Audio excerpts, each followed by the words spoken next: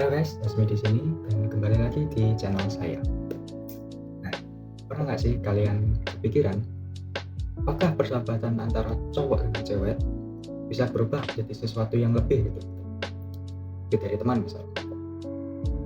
Nah kan? Nah, di novel Mismatch karya Arta Kim ini kita bakal diajak untuk menyelami cerita tentang hubungan yang mungkin lebih rumit dari yang kelihatannya. Penasaran kan? Yuk kita bahas.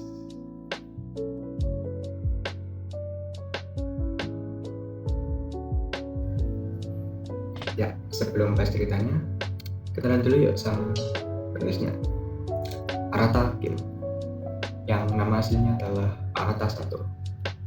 Sekilas, Arata Sato seperti nama orang Jepang ya. Namun, Arata Sato adalah seorang penulis asal Indonesia yang dikenal dengan gaya penulisannya yang ringan dan mengalir, namun tetap menyentuh aspek-aspek emosional yang mendalam.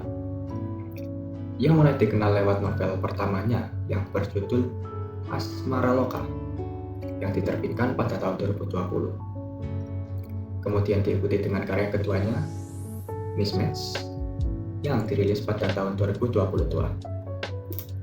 Mismatch semakin memperkuat reputasinya di dunia sastra Indonesia, terutama di kalangan pembaca muda. Arata Kim ini sering mengangkat tema yang berhubungan dengan personal, perasaan, dan perjalanan emosional dengan pendekatan yang realistis dan yang pastinya relatable.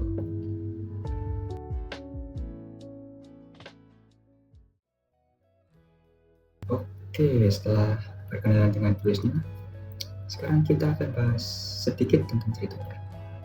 Oh ya, disclaimer, di sini ada sedikit spoiler. Ya.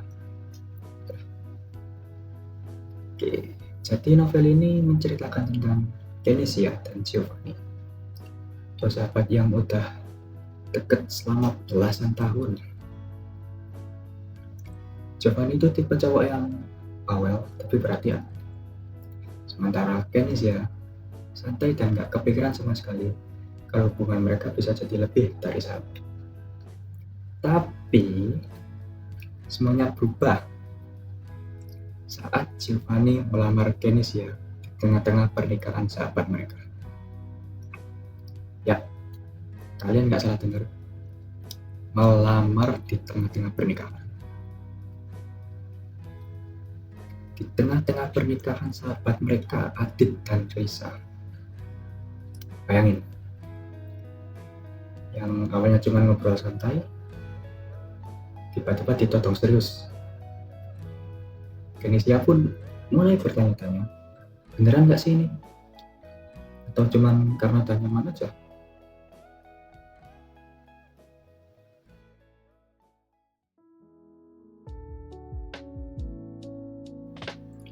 Yang bikin cerita ini seru itu ada beberapa konflik yang bikin kita ikut mikir gitu sama MC-nya.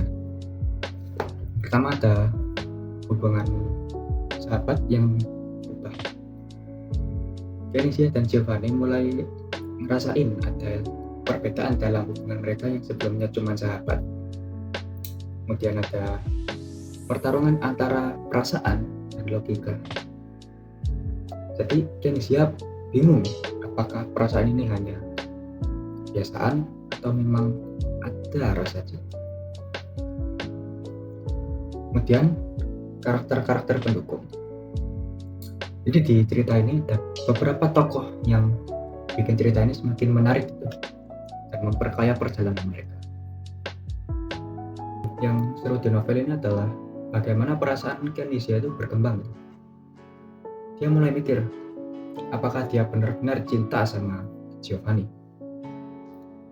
Dan kita sebagai pembaca ikut merasakan dilema itu. Ini bukan cuma tentang cerita cinta aja, tapi juga tentang bagaimana kita memahami perasaan diri sendiri dan perasaan orang lain. Cerita ini terasa sangat nyata karena nggak semua hubungan langsung berakhir dengan manis dan mulus.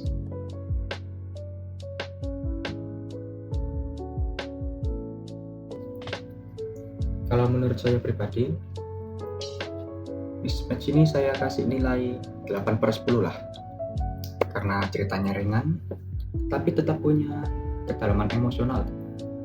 Cocok buat kalian yang suka kisah friends to lovers, tapi dengan konflik yang jelas dan realistis. Suatu hal yang saya suka dari penulis ini adalah sang penulis nggak buru-buru gitu bikin mereka langsung bahagia. Justru ada proses yang bikin kita percaya kalau cinta itu butuh usaha.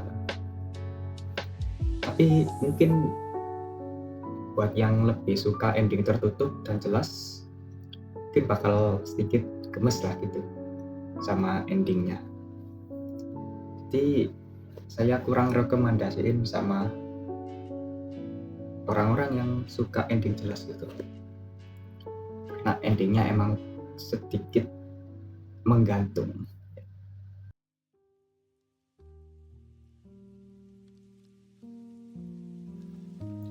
Jadi, buat kalian yang suka cerita tentang hubungan yang berkembang dari sahabat menjadi lebih dari itu, maka Mismatch ini cocok banget lah.